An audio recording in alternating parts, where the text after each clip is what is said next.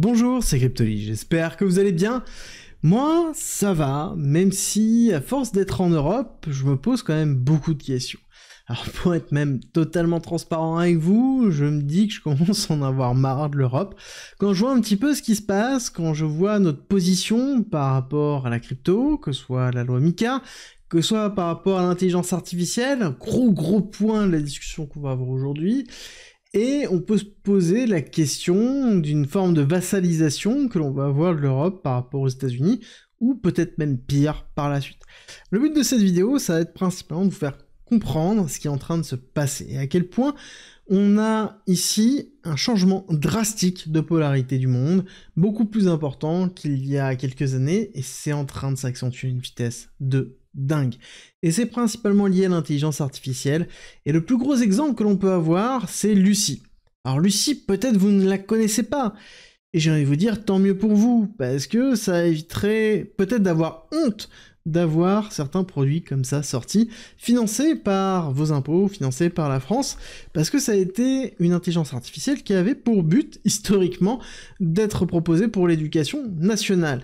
Alors, du coup, on peut se poser la question du logo qui a été effectué, qui somme toute est pas si mal que ça, une genre de pseudo-Marianne appelée Lucy, qui avait pour but d'être une réponse française. Sauf que, au bout de 2 jours d'utilisation, on a expliqué que 5 x 5 était égal à 15, ou encore que les œufs de vache, il fallait 2 poules pour pouvoir produire une omelette. Bon, ça rendrait quand même un peu compliqué la situation, voire même ubuesque, et c'est pour ça que 48 heures après, ça a été retiré, disparu, en tout cas temporairement, avant de repartir justement sur autre chose. Et ça, c'est un exemple parmi tant d'autres. Parmi les prises de parole monumentales que l'on retrouve en ce moment, que ce soit d'Emmanuel Macron, d'investissement de 2,5, 3, 4 milliards d'euros en IA, ou encore la prise de position anglaise, pareil, en disant que l'intelligence artificielle était la nouvelle denrée, le nouveau Golden Rush à avoir, et que l'Angleterre serait bien positionnée. Alors vous allez me dire, oui, l'Angleterre, c'est plus l'Union Européenne, je suis d'accord, mais ça reste l'Europe, le continent européen, et je pense que c'est symptomatique d'une perte de vitesse, une perte de puissance qui est vraiment très importante. Et pour moi, c'est encore plus flagrant quand on regarde ce qui est sorti avec DeepSeek R1. Alors si vous n'avez pas suivi, c'est ce qui a causé le crash, en tout cas partiellement sur le Nasdaq, on va revenir dessus dans quelques instants, et pourquoi tout ce que je vous raconte a un rôle au niveau de la crypto-monnaie, vous allez vite comprendre pourquoi. Mais on a du coup DeepSeek qui est sorti, IA, donc intelligence artificielle chinoise, qui bat tous les records, qui domine même avec une question d'efficacité coût vraiment les IA existantes, même ChatGPT, parce que ChatGPT demande des milliards de dollars pour être conçu, enfin a demandé des milliards de dollars pour être conçu, et demande encore des milliards de dollars pour pouvoir fonctionner. On va revenir dessus aussi dans quelques instants, et pourquoi ça impacte beaucoup de choses. Les USA à côté allouent 500 milliards de dollars pour un projet Stargate pour dominer l'intelligence artificielle. À côté, nous, on investit. On investit dans Lucy. On réglemente beaucoup, peut-être même beaucoup trop. On va parler de la réglementation crypto avec la loi MiCA. La loi MiCA qui vous impose, si jamais vous voulez envoyer des cryptos d'un portefeuille à un autre, vous devez être le seul destinataire légal et le prouver en faisant un petit dépôt derrière. Alors que vous ayez du BTC ou pas, on s'en fout, globalement, vous devez faire un petit dépôt. Alors là-dessus, on pourrait dire que c'est pour notre propre sécurité, parce que oui, dans la loi MiCA, il y a un certain nombre de points pour lutter contre le blanchiment d'argent, ou l'utilisation abusée des crypto-monnaies, ça n'empêche que ça devient quand même très compliqué. Et on va même beaucoup plus loin dans l'intelligence artificielle. Et oui, il y a un cadre réglementaire européen qui est tellement strict qui empêche d'avoir des évolutions qui existent dans le reste du monde, comme par exemple ici l'intelligence artificielle de Meta, ou encore celui d'Apple. Si vous avez acheté le dernier téléphone d'Apple pour avoir accès à Apple Intelligence, bon j'espère que vous n'êtes pas européen, sinon vous ne l'avez pas. Donc c'est un peu dommage quand même. Et ça, c'est la réglementation américaine, la volonté de réglementer avant l'innovation, le fait de ne pas se poser toujours les bonnes questions, le fait d'être toujours peut-être un petit peu en retard. On a vu ça avec Internet, on est en train de voir ça avec la crypto, et l'intelligence artificielle est en train de suivre. Et du coup, c'est un sujet qui est lourd de sens pour ceux qui sont européens, pour ceux qui habitent en Europe, et pour aussi la disparition d'un troisième pouvoir qui petit à petit était en train de s'éroder, et là globalement, dire que c'est un troisième pouvoir, c'est un peu compliqué. Quand on oppose 500 milliards de dollars sur 4 ans pour Stargate aux USA versus les investissements européens, je me dis qu'on est quand même très très loin. Et quand on regarde un petit peu de discussion qu'on peut retrouver sur Arte, notamment je vous invite à regarder un documentaire que je mettrai d'ailleurs certainement en commentaire et en description si ça vous intéresse, qui argumente la raison de cette réglementation. Et la raison est globalement d'empêcher les géants qui dominent le marché de s'implanter dans le marché pour qu'on ait les acteurs européens qui rentrent sur le marché et font leurs propres produits. Lucie, par exemple. Alors, du coup, je suis un peu mauvaise langue, parce qu'on a quand même des produits qui sont très intéressants, qui sont français, Mistral, par exemple. Si vous n'avez pas eu le plaisir d'utiliser, utilisez-le, ça marche plutôt très bien. Mais par contre, pour se financer, ils ont dû aller où? Ben, aux USA, encore une fois. Même s'ils sont basés en France, mais ils sont allés aux USA. Et là, on a un géant qui arrive, DeepSeek. DeepSeek qui met une claque à tout le monde. Alors pourquoi il met une claque à tout le monde? Et pourquoi ce modèle chinois justement, fait autant parler de lui? Pourquoi il est si populaire et pourquoi il transforme autant le monde de l'intelligence artificielle et a créé un choc réellement au niveau du Nasdaq? Afin de faire le plus simple, je pense qu'il faut comprendre ce qu'est réellement DeepSeek. DeepSeek, ce n'est pas quelque chose qui est mieux que OpenAI, c'est pas mieux que ChatGPT, c'est pas mieux que XAI, que Grok, que toute autre intelligence artificielle qui sont leaders actuellement. C'est juste une question de coût.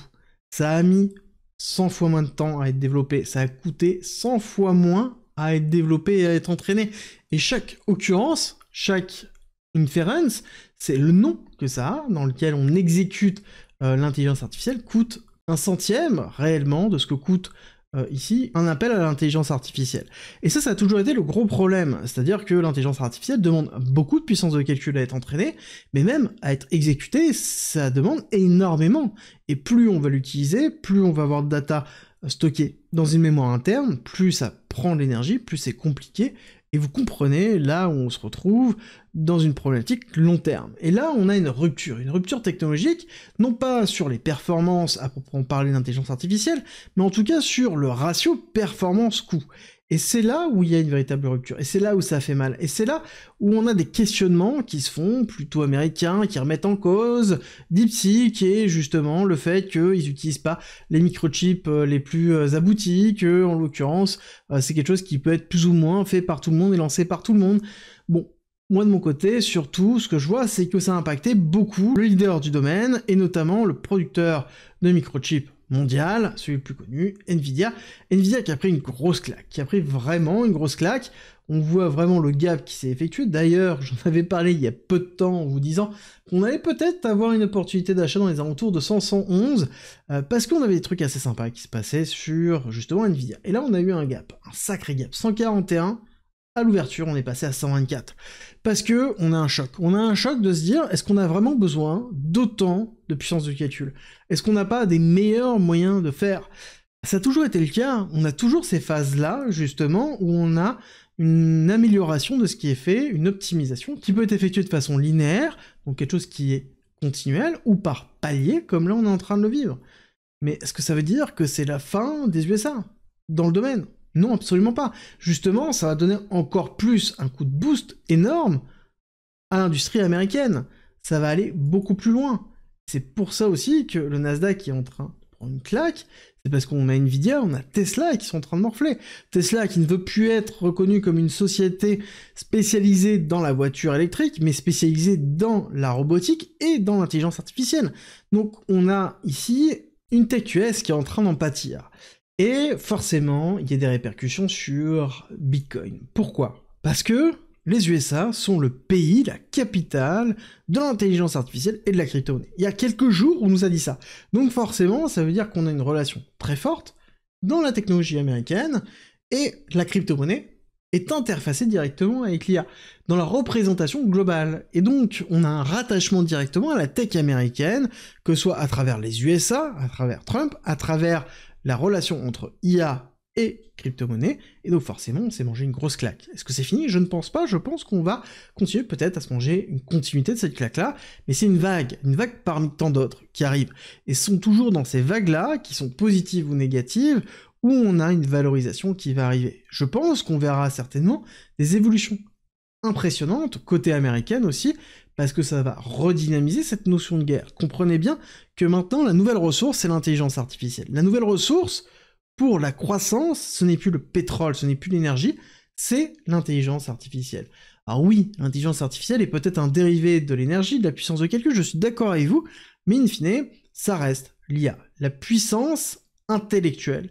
Et c'est globalement cette représentation de guerre que l'on va avoir, et cette course qui n'est plus une course à l'armement, mais une course à l'intelligence artificielle. Alors, dans une autre vidéo, je pense, si jamais ça vous plairait, n'hésitez pas à mettre Crypto IA ou Crypto plus IA en commentaire, ça me ferait plaisir, comme ça je vais voir les personnes qui sont intéressées, et limite on peut même dire que si on dépasse les 1500 likes sur cette vidéo, bah à ce moment-là je vous ferai l'autre vidéo qui sera la représentation de l'importance de la crypto-monnaie par rapport à l'intelligence artificielle. Comment l'intelligence artificielle et la crypto, en fait, vont faire plus qu'un à terme, et que c'est limite logique que ce soit comme ça. Bon, ça c'est le sujet d'une autre vidéo, mais donc du coup on a une relation qui est très forte de ce côté-là. Et donc ça veut dire qu'on a la crypto-monnaie qui est très liée à l'intelligence artificielle, qui est elle-même l'essence même d'une croissance et d'un essor d'un pays. Et là, quand on commence à dérouler ça, on commence à comprendre l'impact que ça a. L'impact que ça a pour l'Europe d'être autant en arrière. C'est un peu le même principe que si à un moment donné, on avait toujours un pays qui n'avait pas accès à Internet, où il serait actuellement par rapport à nous. Et c'est un peu cette représentation que l'on aura certainement dans les années à venir, si jamais il n'y a rien qui est fait du côté européen. Est-ce que ça veut dire qu'on doit déréglementer? Je ne pense pas. Mais par contre, est-ce qu'on doit avoir une réflexion globale sur le positionnement que l'on doit avoir par rapport à des entités comme l'Amérique, comme la Chine? Est-ce qu'on a la capacité de pouvoir produire ça? Est-ce qu'on a la capacité énergétique de pouvoir produire ça?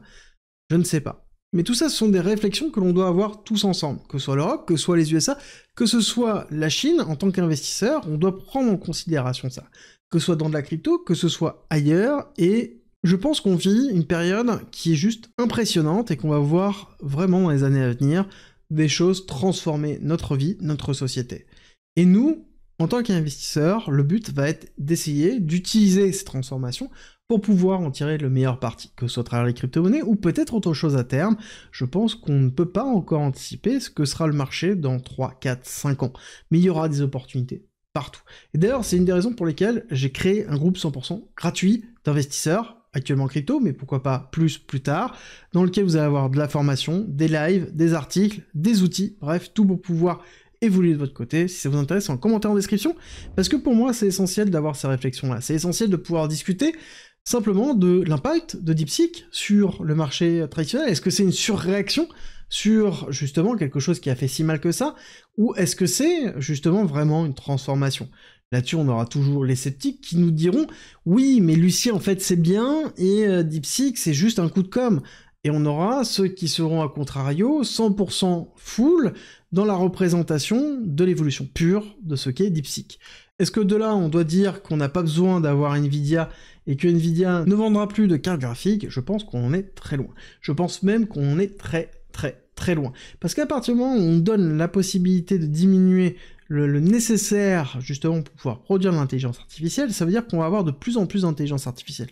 Ça veut dire qu'on va avoir de plus en plus de typologies d'intelligence artificielle qui vont permettre d'avoir des évolutions beaucoup plus rapides, et on va évoluer tous ensemble. Et ça, c'est le cas pour les gros acteurs, les petits acteurs, les moyens, et on va se nourrir justement de Nvidia, de la puissance de calcul qui est déjà présente, de la puissance de calcul qui est en train d'être achetée. Je rappelle, le projet Stargate, 500 milliards de dollars, c'est pas rien, et ça va donner en fait une effervescence peut-être beaucoup plus importante sur 2025 et 2026 sur l'intelligence artificielle. Mais ce qui est important de noter, c'est qu'aujourd'hui, le combat, il n'est pas économique, il est autour de l'intelligence artificielle, autour de l'intellectuel, autour de la réflexion et de la puissance de réflexion pour pouvoir aller plus loin. Parce que oui, la réalité, elle est là. La réalité, c'est que, bien plus que de demander à Siri ou Alexa ou tout autre guía basique de prendre un rendez-vous ou quelle météo il va faire demain, l'intelligence artificielle, la vraie, ou l'émergence de l'AGI peut-être, donnera certainement une horizon beaucoup plus importante dans l'expansion de nos connaissances à travers une puissance de raisonnement qu'on ne peut pas connaître actuellement, et qui est très loin de ce qu'on connaît autour de ChatGPT, autour des agents IA, et les évolutions vont accélérer, c'est la vision que j'en ai. Et c'est ma vision qui est propre, je suis sûr que beaucoup vont être contre, et tant mieux, justement, je souhaite que les commentaires soient une zone de discussion autour de ça, parce que c'est ma vision, ma représentation, et je suis sûr que vous en avez une qui est différente. Et c'est avec plaisir qu'on discute et qu'on échangera dans les commentaires sur ce sujet. Ce sera tout pour ce sujet passionnant, j'espère que ça vous a plu. Si c'est le cas, n'oubliez pas le petit like pour la nouvelle vidéo, et surtout abonnez-vous si ce n'est pas déjà fait, on se retrouve très vite.